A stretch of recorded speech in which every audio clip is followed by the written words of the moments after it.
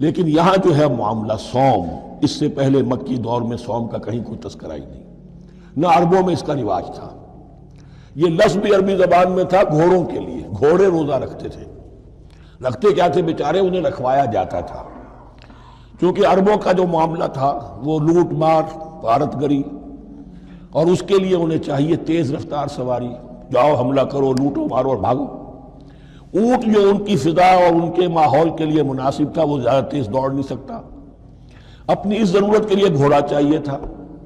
گھوڑے میں عرب کا سخت موسم برداشت کرنے کی عادت نہیں، نازک جانور ہے، وہ پیاسا تو نہیں رہ سکتا 7 دن تک جیسے کہ اونٹ رہ سکتا ہے، بھوکا نہیں رہ سکتا، وہ لو کے تھپیڑے نہیں برداشت کر سکتا، لہذا عرب اس کو رکھواتے تھے روزہ۔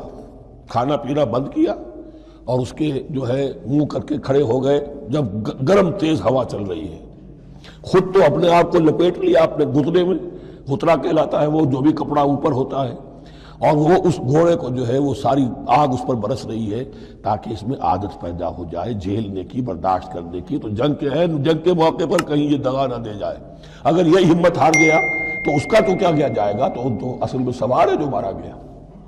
یہ روزہ ان کے ہاتھ تھا، لیکن جب حضور آئے مدینے میں تو یہاں یہود میں روزے کا رواج تھا۔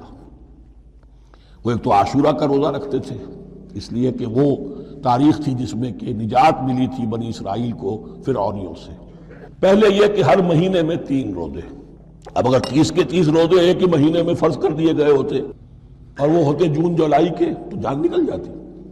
بہترین تدبیر یہ کی گئی ہر مہینے میں، اور یہ موسم سارے آ رہے ہیں اس میں۔ پھر کچھ عرصے کے بعد یہ رمضان کا روزہ فرض کیا گیا۔ پہلا جو روزہ تھا 3 دن کا، اس میں یہ بھی تھی اجازت کہ جو اگر جب مسافر نہیں ہے، بیمار بھی نہیں ہے، طاقت رکھتا ہے روزہ رکھنے کی، پھر بھی روزہ نہ رکھے تو اس کا فدیہ یہ ہے کہ 1 مسکین کو کھانا کھلائے۔ علی الاطلاق تھا یہ۔ جب رمضان کے روزے کی فرضیت ہو گئی تو اب یہ فدیہ نہیں ہے، البتہ حضور نے اس کو باقی رکھا ایسے شخص کے لیے جو بہت بوڑھا ہے، یا کوئی خاتون بہت بوڑھی ہے برداشت نہیں کر سکتی، یا کوئی بیمار ہے، کسی سخت ایسی بیماری میں ہے کہ روزہ اس کے لیے جان کے لیے ہلاکت کا اندیشہ ہو سکتا ہے، اس کے لیے فدیہ برقرار رکھا۔ عام طور پر صحت مند شخص جو مسافر بھی نہ ہو اس کے لیے یہ رعایت ختم ہو گئی۔ یہ ہے ان آیات کی تعبیر جس پر میں پہنچا ہوں، اور بہت پہلے پہنچ گیا تھا، لیکن چونکہ اکثر مفسرین نے یہ بات نہیں لکھی ہے تو میں جھجکتا رہا، لیکن بعد میں مجھے معلوم ہوا کہ مولانا انور شاہ کاشمیری رحمۃ اللہ علیہ کی رائے یہی ہے، تو مجھے اعتماد ہو گیا، اور پھر مجھے اس کا ذکر جو ہے یہ تفسیر کبیر میں امام راضی کے ہاں بھی مل گیا کہ متقدمین کے ہاں یہ رائے موجود تھی کہ پہلی 2 آیتیں جو ہیں اس روزے سے متعلق، یہ رمضان کے روزے سے متعلق نہیں ہیں، بلکہ وہ 3 ہر مہینے کی 13، 14 اور 15 ایام 20 کے روزے حضور نے بعد بھی رکھے ہیں نفلاً، لیکن شروع میں یہ 3 روزے رکھنے کا حکم دیا گیا تھا۔ پہلی 2 آیتیں اس 6 آیتوں پر مشتمل رکوع، اور یہ ایک عجیب مقام ہے۔ قرآن مجید کے احکام بہت دفعہ ہے، نماز کے احکام قرآن میں بہت دفعہ ہیں، کہیں وضو کا ہے، کہیں تیمم کا ہے، کہیں اور نماز خوف کا ہے، مختلف جگہوں پر، لیکن صوم کی عبادت پر یہ 6 آیات کامل ہیں، مکمل ہیں، اس کی حکمت، اس کی غرض و غایت، اس کے احکام سب کے سب اس میں آ گئے۔ اب پہلی 2 آیتیں کون سی ہیں؟ یا ایھا الذین آمنوا کتب علیکم الصیام کما کتب علی الذین من قبلکم لعلکم تتقون۔ اے ایمان والو، تم پر بھی فرض کیا گیا روزہ رکھنا جیسے کہ فرض کیا گیا تھا تم سے پہلوں پر، تاکہ تمہارے اندر تقویٰ پیدا ہو جائے۔ وہ جنگ کے لیے کرواتے تھے گھوڑوں کو تیار، تمہیں تقویٰ کے لیے اپنے آپ کو تیار کرنا ہے، بھوک کو قابو میں رکھ سکو، شہوت کو قابو میں رکھ سکو، پیاس کو برداشت کر سکو۔ اللہ کی راہ میں جنگ کے لیے تمہیں نکلنا ہوگا، اس میں بھوک بھی آئے گی، پیاس بھی آئے گی، اپنے آپ کو تیار کرو جہاد کے لیے۔ اور یہ بات واضح ہو جائے گی، اگلے رکوع سے قتال کی بحث شروع ہو جائے گی۔ روزے کی یہ گفتگو ہو رہی ہے تمہیداً قتال کے لیے، جیسے گھوڑوں کو تیار کیا جاتا تھا، صوم رکھوایا جاتا تھا قتال کے لیے۔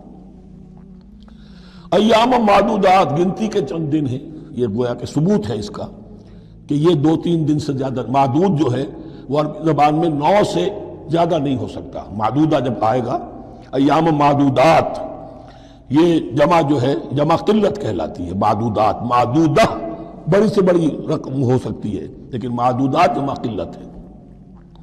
گنتی کے چند روز ہیں. فمن کان منکم مریضا، ان میں بھی یہ رعایت ہے کہ جو تم میں سے بیمار ہو او علی سفر، یا سفر پر ہو، فعدۃ من ایام اخر، تو وہ تعداد پوری کر لے دوسرے دنوں میں. وعلی الذین یطیقونہ، اور جو اس کی طاقت رکھتے ہوں، فدیۃ طعام مسکین، وہ فدیہ دیں ایک مسکین کا کھانا کھلانا. ان آیات کی تفسیر میں جیسا کہ میں نے عرض کیا مفسرین کے بہت سے اقوال ہیں، اب میں اس کی بحث میں نہیں جا سکتا. جو میں نے اپنے مطالعے کے بعد رائے قائم کی ہے میں صرف وہی بیان کر رہا ہوں کہ اس وقت، اور یہ امام راضی کے الفاظ ہیں کہ یہ فرضیت الگ تعیین نہیں تھی بلکہ الگ تخییر تھی. فرض تو ہے روزہ، لیکن اس کا بدل بھی دیا جا رہا ہے. اگر تم نہیں رکھنا چاہتے تو تم ایک مسکین کو کھانا کھلا دو. تو گویا کہ تدریجاً انہیں لانا تھا کیونکہ اس بات کے وہ پہلے سے عادی نہیں تھے.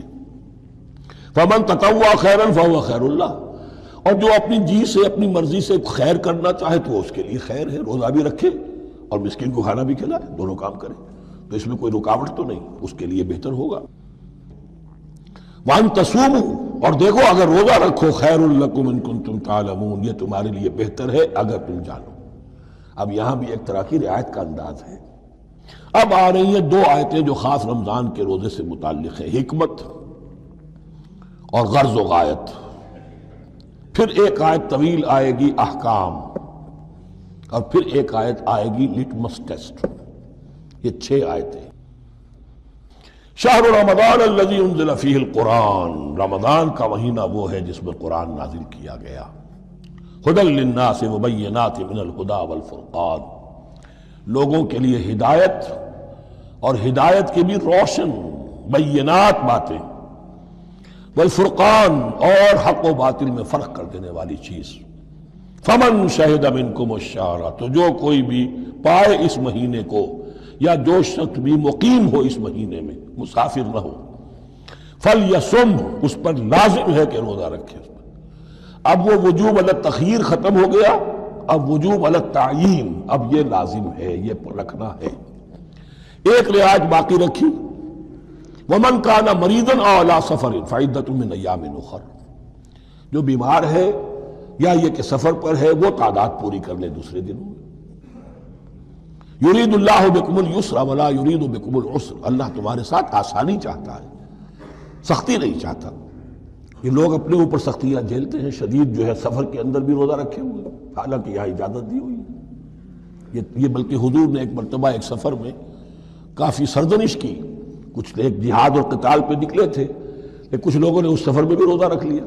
نتیجہ یہ ہوا کہ سفر کے بعد جہاں منزل میں اب جا کر خیمے لگانے تھے وہ نڈھال ہو کر گر گئے. جن لوگوں کا روزہ نہیں تھا انہوں نے پھر وہ خیمے لگائے، منزل کا کام کیا. تو حضور نے فرمایا کہ لیس من البر الصیام فی السفر، روزے رمضان اس میں سفر میں روزہ رکھنا کوئی نیکی کا کام نہیں ہے. لیکن ہمارا تصور اور ہے، 105 بخار چڑھا ہوا ہے، روزہ نہیں کھولوں گا میں، روزہ تو میں نے رکھا ہوا، یا روزہ تو میں نہیں چھوڑوں گا. حالانکہ جہاں رعایت اللہ کی ہے اس رعایت سے فائدہ نہ اٹھانا ایک طرح کا کفران نعمت ہے. وَلِتُكْمِلُوا الْعِدَّةَ، لیکن تمہیں عدت اور تعداد اب پوری کرنی ہوگی. وہ جو تھی ایک رعایت کہ فدیہ دے کر فارغ ہو جاؤ، وہ نہیں ہے. وَلِتُكَبِّرُوا اللَّهَ عَلَىٰ مَا هَدَاكُمْ، اور تاکہ تم تکبیر کرو اللہ کی اس پر کہ جو اس نے ہدایت تمہیں عطا فرمائی. وَلَعَلَّكُمْ تَشْكُرُونَ، اور تاکہ تم شکر کر سکو اس نعمت عظمیٰ کا جو قرآن حکیم کی شکل میں تمہیں دی گئی ہے. اس موضوع پر میرا کتابچہ عظمت صوم اور عظمت صیام و قیام قرآن، اس میں یہ سارے مضامین تفصیل سے آئے ہیں. کیا حکمت ہے، کیا غرض و غایت ہے، کیا مقصد ہے، اور آخری منزل کیا ہے. وَإِذَا سَأَلَكَ عِبَادِي عَنِّي فَإِنِّي قَرِيبٌ. مطلوب تو یہ ہے کہ تمہارا جو یہ جسم حیوانی ہے یہ کچھ کمزور پڑے، روح ربانی جو تم میں پھونکی گئی ہے اسے تقویت حاصل ہو. دن میں روزہ رکھو، اس حیوانی وجود کو ذرا کمزور کرو، دباؤ اس کے تقاضوں کو.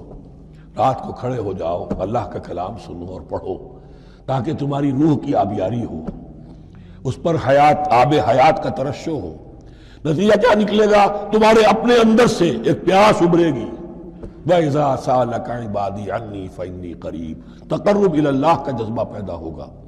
تو اے نبی، جب میرے بندے، ایسے بندے آپ سے میرے بارے میں سوال کریں، ان کو بتا دیجئے میں قریب ہوں، دور نہیں ہوں. یہ حقوق انسانی کا میرے نزدیک دنیا میں سب سے بڑا میگنا کارٹا ہے۔ اللہ اور بندے کے درمیان کوئی فصل نہیں ہے، فصل اگر ہے تو تمہاری اپنی خباثت ہے۔ اگر تمہاری نیت میں فساد ہے، حرام خوری تو کرنی ہی کرنی ہے، تو اب کس منہ سے اللہ سے دعا کرو گے؟ پھر جاؤ گے کسی پیر کے پاس، آپ دعا کر دیجئے۔ یہ نذرانہ حاضر ہے؟ یہ طریقہ کیا ہے؟ انسان کا نفس حائل ہے اور کوئی نہیں، ورنہ ہم تو مائل بے کرم ہیں، کوئی سائل ہی نہیں، راہ دکھنا ہے کسی رہنمی منزل ہی نہیں، کوئی پوپ نہیں، کوئی پنڈت نہیں، کوئی پادری نہیں، کوئی پیر نہیں، کوئی نہیں، جب چاہو اللہ سے ہم کلام ہو جاؤ۔ اس سے بڑا حق کیوں خالق و مخلوق میں حائل رہے پردے؟ پیران کلیسا کو کلیسا سے اٹھا دو۔